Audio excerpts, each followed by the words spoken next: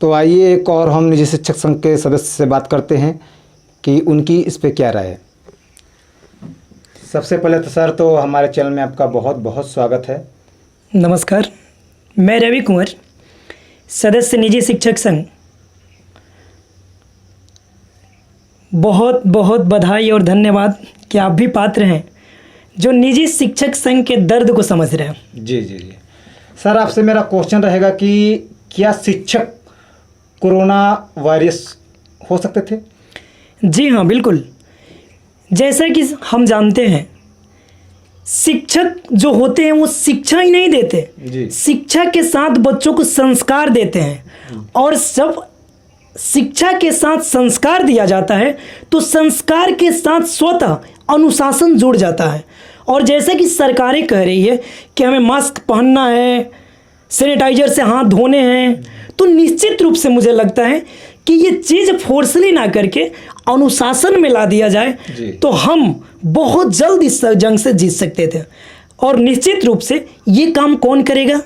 फोर्सली तो आप पुलिस से करा लेंगे, लेकिन एक शिक्षक ही होता है जो प्यार से बच्चों को कोरोना से कैसे बचे एक चैप्टर अपने सिलेबस में ऐड करता, साथ ही साथ वो होमवर्क के रूप में उनके पेरेंट्स को भी देता।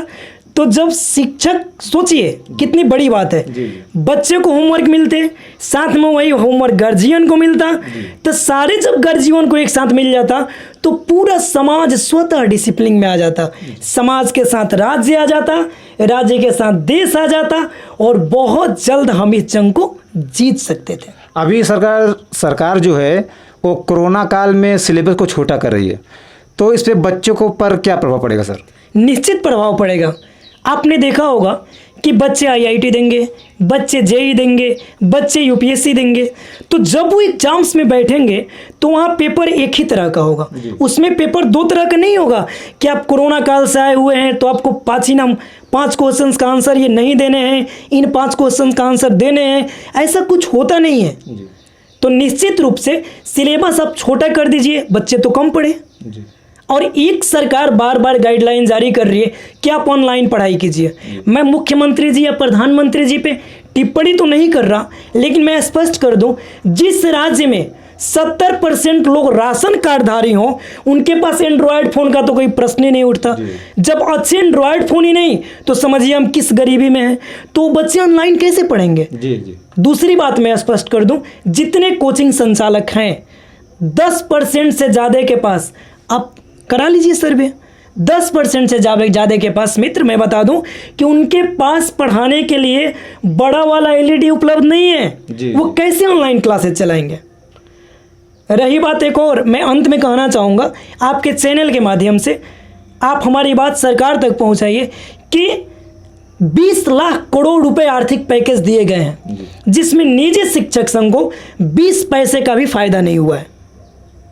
लघु उद्योग को, कुटीर उद्योग को, बड़े उद्योग को, छोटे उद्योग को, सबको दे दिए गए, बैंक को, जीएसटी को, हर सेक्टर में पैसे दिए गए, एमएसएमई तक को पैसा दिया गया।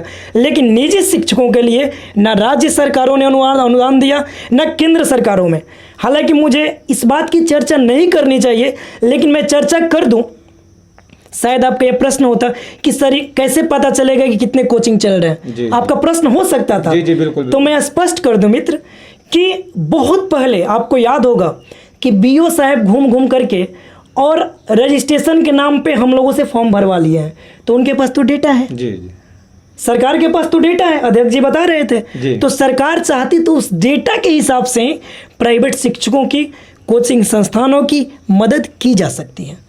अंत में मैं कहना चाहूँगा कि शिक्षक जब तक कोरोना वॉरियर्स के रूप में एक एडवाइजरी के तहत पढ़ाना शुरू नहीं करेंगे तो निश्चित रूप से समाज का डेवलपमेंट नहीं हो पाएगा और कोरोना से लड़ाई हमारी और लंबी हो जाएगी।